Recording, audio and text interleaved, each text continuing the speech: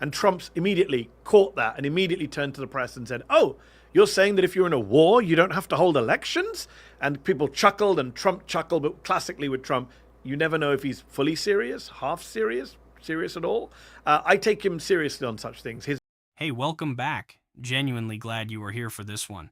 So what you are about to watch is a conversation between Mehdi Hasan and his co-host Prem, and they are not holding anything back. They are breaking down the Iran war, what is actually happening with global alliances quietly shifting behind the scenes, and then, this is where it gets really uncomfortable, they get into a question that most political commentators will not touch, whether a wartime emergency could be used to interfere with upcoming elections. And the historical evidence Mehdi brings up to support that fear is something I had never heard framed this way before. Seriously, stay until the last segment, because that is where the conversation goes from interesting to genuinely unsettling in the best way possible. You will want to hear the full argument before you form an opinion on it. Also, I am always curious about this. Where in the world are you watching from right now? Drop your city or country in the comments. Every time I ask this, the answers genuinely surprise me, and I love seeing how far this community reaches. All right, let us get into it. I see you guys already have a ton of questions. Substackers, remember, if you have any questions, thoughts, please put them in the chat. We'll get to them very shortly. As you're talking, Mehdi, I think of how often, you talk about modern Trump history. In the past 10, 11 years, there's always this moment where it's like, oh, golly, I wonder how Trump's going to wriggle out of this one. And of course, he always somehow does, or we allow him to, et cetera, et cetera. Right now, what feels slightly different is that up to this point, of course, a lot of countries, a lot of allies and non-allies have always been annoyed but frustrated by Trump and America generally, even during the Biden administration, but they never did much. Right now, it seems like countries are actively, if not doing something, at least rejecting Trump's, appeals for help. I wonder how you sort of think of this moment in sort of potentially shifting European and Gulf countries' calculus on where they turn to for world powers, because I think, I guess I ask this specifically because there's so many people in these countries who are kind of themselves like really frustrated or annoyed by America too, or at risk because they're in the Gulf countries. I think you have to unpack two different things, Prem. One is, first of all, the democratic dysfunction, right? So in Western democracies, we know that governments are out of tune with their people. We know they've been out of tune with their people on Gaza and the genocide and arming Israel, even in a country like Germany, the most pro-Israel country in the world, more than the US, even some might say. Even in a country like Germany, German public opinion has turned against the genocide. German public doesn't want blind support for Israel, and the German government doesn't reflect that. The German media class doesn't reflect that. And similarly, in the UK, with Iran, the British public doesn't want any British involvement in this war, but Starmer has agreed to support for defensive strikes. I don't know what a defensive strike is when you launch a war of aggression against another country. So there's been a democratic dysfunction for a while amongst the democracies, and then you get to the dictatorships. You get to the Gulf dictatorships, the Middle East dictatorships, where the public have been anti-Israel for a while. They don't see Iran as the big threat in the region. They see Israel as the big threat in the region, and the governments, again, don't reflect that because they are not democratic at all. They don't even have to pretend to reflect public opinion. So that's one point. The second point is to distinguish between the short term and the long term, right? In the short term, I don't think you're going to see people saying there's any big change. But in the long term, of course, there's going to be change. Inevitably, there will be change. So take the UAE, for example. There was a minister from the UAE who did an interview, can't remember with who over the weekend, I saw a clip. She was asked, is this going to make you reevaluate your relationship with the US, with Israel, Abraham Accords? No.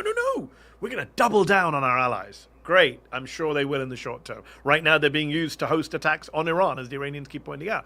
But in the long term, are you telling me the Gulf countries are not taking any steps now to hedge against future wars? Are you telling me they're not reaching out to the Chinese and the Russians? They're not thinking through what their defense relationship looks like with the US, were to Iran to attack them every year now for the rest of their lives? Of course they are. It would be insane for them not to be taking those steps. Also, you have to separate the different Gulf countries. The New York Times reported over the weekend that MBS, the Crown Prince of Saudi Arabia, has been speaking with Trump regularly and telling him to bomb Iran harder. Look, the thing that immediately stands out to me here is that pattern Prem pointed out. And he is right. There has always been this cycle where the whole world watches, holds its breath, and somehow the outcome just resets back to zero. Every single time. And people around him have counted on that. His allies have counted on that. Even his opponents have, in a weird way, built their strategies around that assumption too. But here is what feels genuinely different this time. And I want you to actually sit with this because it matters. It is not just analysts or opposition voices saying the dynamics are shifting. It is the behavior of other governments that is telling the real story.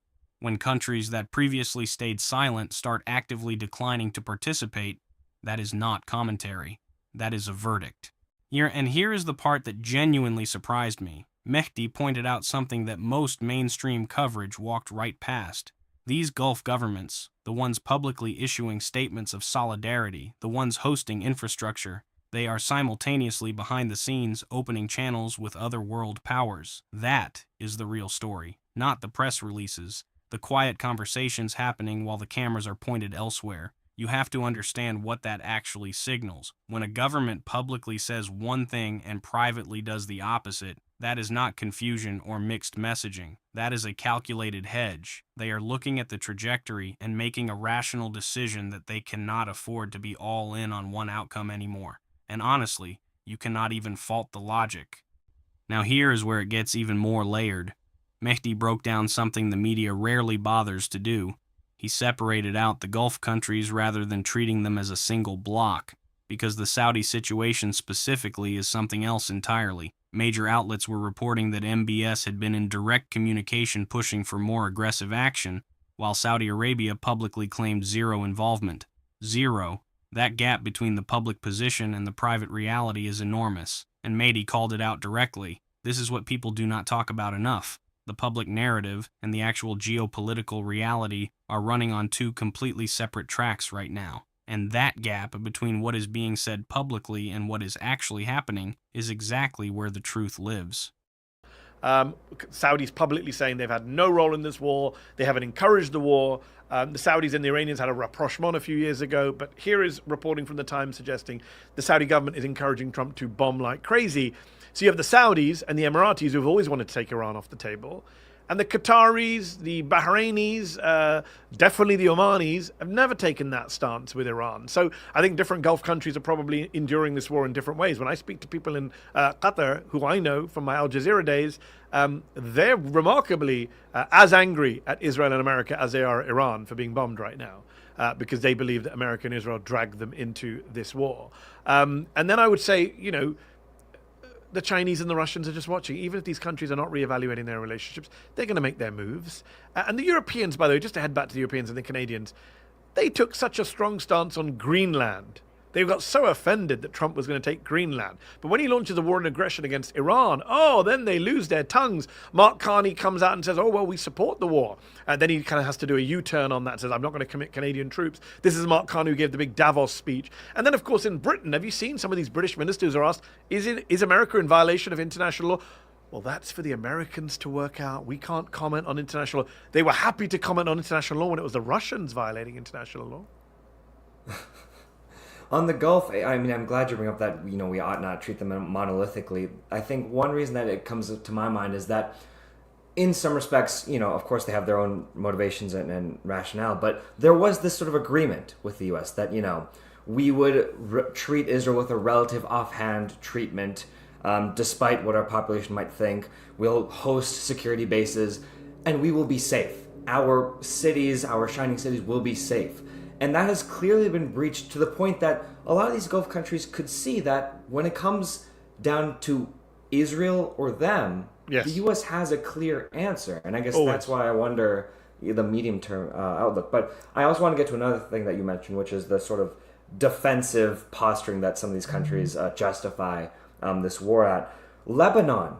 We need to talk about Lebanon. I mean, yes, Israel's massive escalation into Lebanon, I mean, reinvasion, we should call it, has reached a new height. I mean, just yesterday, I think they said as they were massively escalating, they said they were enhancing their defensive posture. What have you been making of Lebanon over the past few weeks, Mehdi? I mean, it's Orwellian the way Israel talks about Lebanon, but also the way, of course, the media talks about Lebanon. I don't know if you've seen some of the headlines from non-Zeteo sources, which is why I encourage people to sign up to Zeteo to get actual, honest headlines. You see some of the headlines in the Times, from the BBC, from CNN. Israel moves into Lebanon. Israel's incursion into Lebanon. Israel pushes into Lebanon. No, as you say, Israel is invading and re-invading Lebanon. It's illegal what Israel is doing, violating Lebanese sovereignty. They've now said that they're going to go in all the way up to the Litani River. They're going to make southern Lebanon theirs again. Remember, they invaded and occupied southern Lebanon from 1982 to 2000. Hezbollah was created, people forget, in response to the 1982 Israeli invasion of southern Lebanon, which they held on to for 18 years in defiance of multiple UN resolutions. They want to do that again. There are people in Israel, if you watch Israeli television, you will see Israeli generals and pundits saying, let's take it, let's create. I think one retired general said on Israeli TV on Friday or Saturday, I saw a clip, we'll turn it into a kill zone, kill anything that moves, depopulate the place. They've already left almost 1 million Lebanese homeless over the last couple of weeks, displaced them from their homes. Apparently there's another 500,000 still in southern Lebanon who could be pushed out. There are about 150 towns and villages that could be quote-unquote wiped off the map by the Israeli army. They're mobilizing a massive force, I think 500,000 reservists. And, people say, oh, well, Lebanon, that's about Hezbollah dragging Israel into the war. I should remind everyone, during the period of the ceasefire between Lebanon and Israel, that was signed at the end of 2024, Israel violated that ceasefire 10,000 times via air, 1,500 times via land. So there was no ceasefire on the Israeli side. It wasn't just Hezbollah that dragged Israel into the war. Israel never, as usual, stuck to the ceasefire. This is the section that I genuinely think deserves more attention than it is getting, because what Mehdi laid out here is not just frustrating, it is historically consistent, and that consistency is the whole problem. The European response angle hit differently for me. Think about how loud the reaction was when there was a territorial threat involving Greenland. Leaders were giving major addresses. There was genuine outrage. International law was being cited constantly, and then, the moment a full-scale ground operation launches against a sovereign territory, those same leaders go quiet. Mark Carney goes from a headline Davos speech to stumbling over basic questions about Canadian involvement. British ministers are telling journalists on camera that they cannot say whether international law has been violated. But Mehdi reminded us, and this is the key point, those same ministers had no trouble making that call when a different country was doing the violating. That is not a coincidence. That is a pattern, and patterns tell you where the actual values are versus where the stated values are. But here's the moment that made me stop and rewind. The Lebanon section. Because the framing from major outlets, BBC, CNN, The Times, was still using language like Israel moves into Lebanon or Israel pushes into Lebanon. Mehdi called it what the historical record shows it to be, a return to an occupation that had previously ended, and that framing matters enormously because language shapes how people understand events. Here is historical context worth knowing. Israel maintained a presence in southern Lebanon from 1982 all the way until 2000. 18 years. Throughout that period, multiple United Nations resolutions called for withdrawal, and organizations like Hezbollah did not emerge in a vacuum. They developed in direct response to that occupation. When current events get discussed with zero historical context, no cause and effect, no timeline, that is either a gap in knowledge or a deliberate editorial choice. Neither serves the audience well. And then Mehdi cited the figure that, in my opinion, should have dominated the headlines. During the official ceasefire period, documented violations from one side numbered in the thousands by air alone, and over 1,000 more by land. When someone argues that one party dragged the other into renewed hostilities, those numbers demand an answer, because a ceasefire that only one side observes is not a ceasefire. It is a pause with an expiration date. Well, we have a lot of questions related to all this, actually, which is good. Thank you, everyone, for commenting your questions. Sebastian Simon on Substack says that we need our daily meditation, and so let's get into your questions. First, HZ2049 from YouTube, thank you for your contribution. We appreciate it. They ask, could Trump be planning to avoid the midterm elections by putting the country under an emergency state if Iran attacks the U.S. directly? Yeah, that's a good question. It's a scary question, but we shouldn't just dismiss it. This is a president who sat in the Oval Office next to Zelensky a few months ago. I clocked this. Some others did. A lot of people missed it. And journalists asked Zelensky, why aren't you holding elections? And Zelensky said, how can I hold elections? We're under occupation. We're in a war. I can't hold elections while we're in a state of emergency. And Trump immediately caught that and immediately turned to the press and said, oh, you're saying that if you're in a war, you don't have to hold elections? And people chuckled and Trump chuckled, but classically with Trump, you never know if he's fully serious, half serious, serious at all. I take him seriously on such things. His brain, whatever is in there, was whirring clearly that this could be an excuse. We know he doesn't want to hold free and fair elections. We know in the past he's talked about delaying elections, postponing elections. I don't think the war as it currently stands would give him any grounds to do that, but God forbid there was any kind of terrorist attack in this country. God forbid there was a repeat of a 9/11 that they claimed was orchestrated by Iran, then yes, I can see him pushing for that, of course. Anyone who thinks he wouldn't do that is crazy. They haven't been paying attention to Donald Trump. They haven't been paying attention to the Republican Party.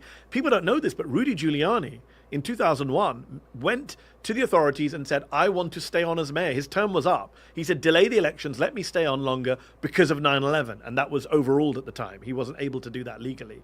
But the aspiration was there to use a terrorist attack to stay in office. And no, I wouldn't put it past Donald Trump or Peter Hegseth or any of the people in this administration to use an attack on quote unquote the homeland to try and justify either delaying, postponing, or changing the midterm elections, which they're going to lose badly, and they know it.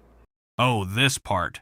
This is where the conversation shifts from foreign policy into something that hits much closer to home, because the question someone asked about emergency powers and electoral timelines is one that a lot of people have quietly wondered about, but almost nobody in mainstream media will engage with directly. And Mehdi did not flinch. He called it concerning, but then immediately said it should not be dismissed. And that framing is exactly right, because there is a real difference between something being alarming and something being impossible. Those are not the same category, and the historical evidence Mehdi laid out makes it difficult to place this firmly in the impossible column.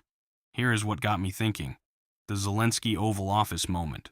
During that meeting, a journalist asked Zelensky about holding elections during wartime. Zelensky explained the emergency powers framework in place, and the reaction in that room, the immediate recognition that emergency conditions can create legal justification for postponing democratic processes. Mehdi noted he took that seriously in real time, and watching it back, so do I. Now here is the historical piece that I think is important context.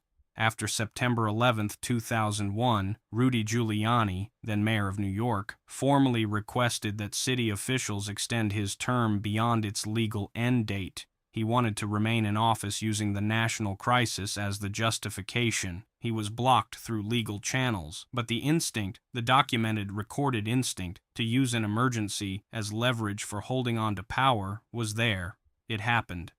Giuliani did not invent that impulse in a vacuum, and he was not the last person to feel it. So when Mehdi says he would not rule out a similar attempt if a major crisis were to unfold before a national election, that is not speculation without foundation. That is pattern recognition grounded in documented American political history. And that final line, they are going to lose badly, and they know it. That sentence carries a lot of weight, because it explains the urgency.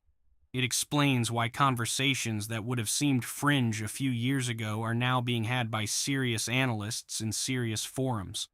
When a political movement sees what the polling data says is coming, and has already demonstrated a willingness to test institutional limits, you connect those two things and the conclusion is uncomfortable. But sitting with uncomfortable conclusions, rather than looking away, is exactly what this kind of analysis is for. So what do you guys think?